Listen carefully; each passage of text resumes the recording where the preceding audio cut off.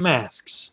Aren't they something that is only included in Halloween festivities, Halloween movies, or bougie parties that are similar to the cult movie Eyes Wide Shut? Well, for the most part, except for a few clear things. The symbolism behind masks can go even further than most popular traditions, especially when it comes to certain rock bands and everything else in between. Sure, many of them use this concept as just a gimmick, but the meaning behind these masks can go more deeper than just some bands. Like, for example, the cultist Sleep Token, who praise their own god Sleep, or some of the black metal scene, where Satanism can flourish in their symbolism, as well as neo Nazism. But in many of these official bands, they conceal themselves with masks to conceal their identities, as well as masquerade for the sake of shock value or to grab the attention of the public, which has worked in many scenarios. But this is just scratching the surface and the tip of the iceberg for many of these masked bands. But the most peculiar part of these bands are the style that can be traced all the way back to the 60s with the godfathers of masks in bands, The Residents. The Residents are a rock band that was formed all the way back in 1966 in Shreveport, Louisiana. I guess you can say they're residents of Shreveport, Louisiana. Not funny. And 1966, that's basically the same time my mom was born in Louisiana too. That is kind of mental. That, geez, these guys must be like grandpas or great grandpas.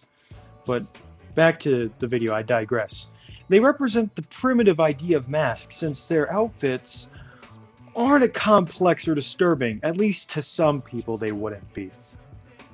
Their attire includes a tuxedo, a top hat, but a large peculiar bloodshot eye that is equivalent to more than one basketball, so the size of this eyeball is enormous.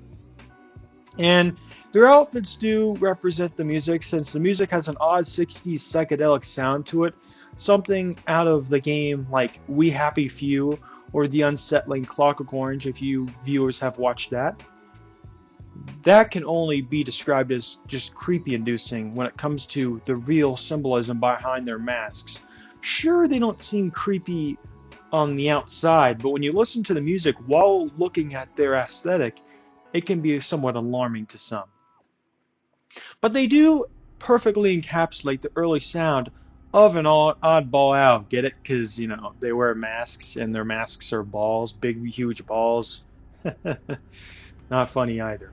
But back on the tracks again, they represent and encompass how misfits truly make music.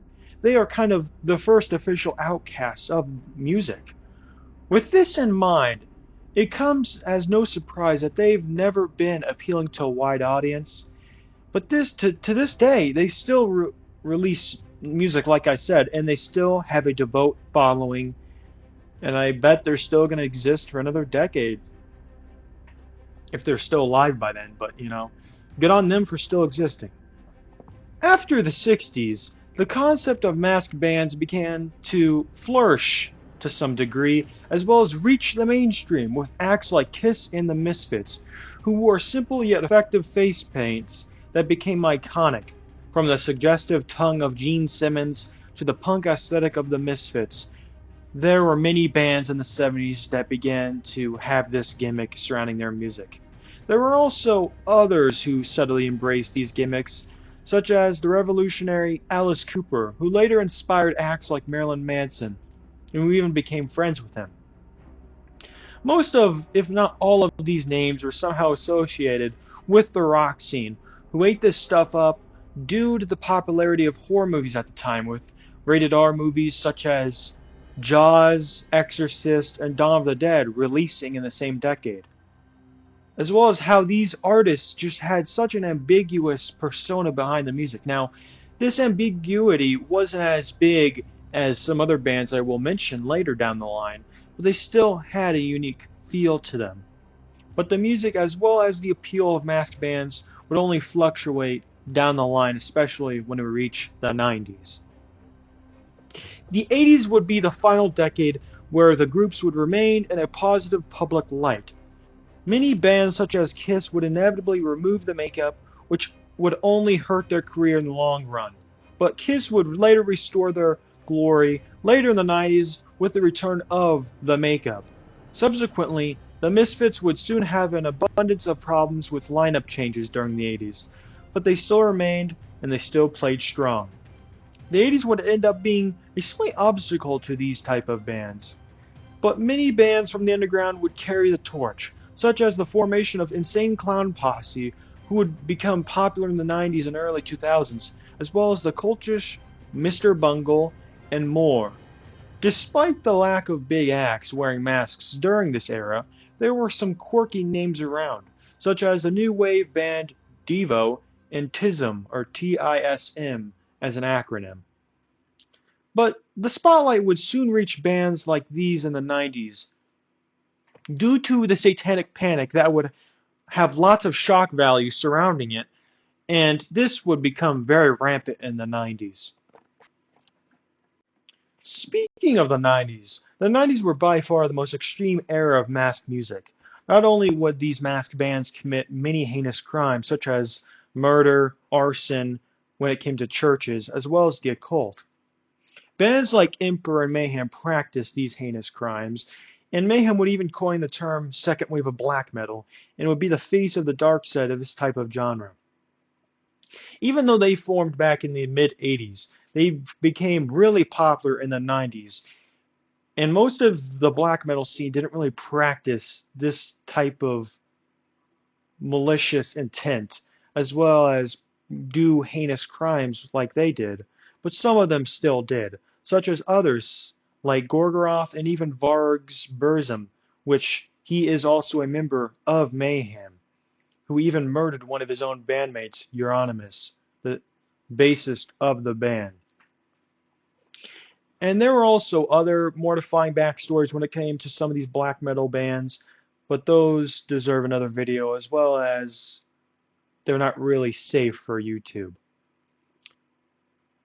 But many of these bands, like I said, didn't have a connection to this, such as many new metal bands that became popular in the time, like Slipknot, Mudvayne, Marilyn Manson, and others such as Gwar, Insane Clown Posse, like I referred to earlier, Cradle of Filth, another black metal band, Portal, a death metal band, and even more.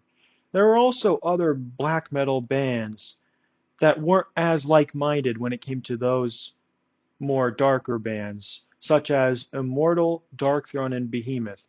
And Behemoth would become one of the most popular black metal and metal bands ever in the 21st century. Despite the negativity towards black metal at the time and masked bands in general, the public couldn't help but have their eyes just gazed on this genre of music. The 90s brought an age of shock value and a satanic panic that infatuated the mainstream. But this only brought more into the fold of these cultist bands. The satanic panic would soon come to a close by the end of the 20th century, into the more individualistic 21st century. With the end of an era, a new one came to dominate.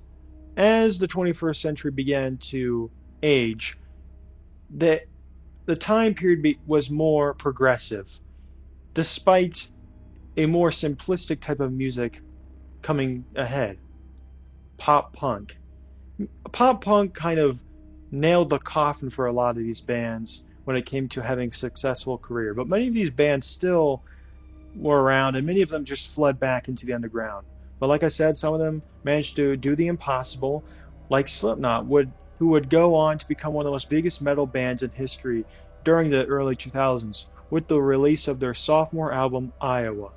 Many bands who followed would dominate the charts as well, such as Ghost, who have been trending on TikTok as of late in 2022 and 2023, as well as mysterious groups such as Sleep Token, who also have been trending on TikTok with their experimental track, The Summoning. And Sleep Token is an example of an overnight success because in a span of a week or two, they went from 200K monthly listeners on Spotify to almost 2 million. The niche genre will never cease to exist.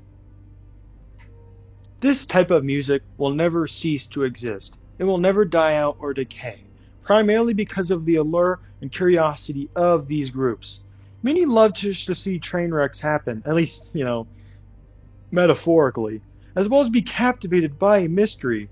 Many of these groups work like a visual novel, with lots and lots of mystery surrounding their music. And it seems like even now, in 2023, more groups are getting popular with masks and just a creepy aesthetic like Ice Nine Kills, Sleep Token, and more. But surely more will follow as the 21st century begins to unfold even more.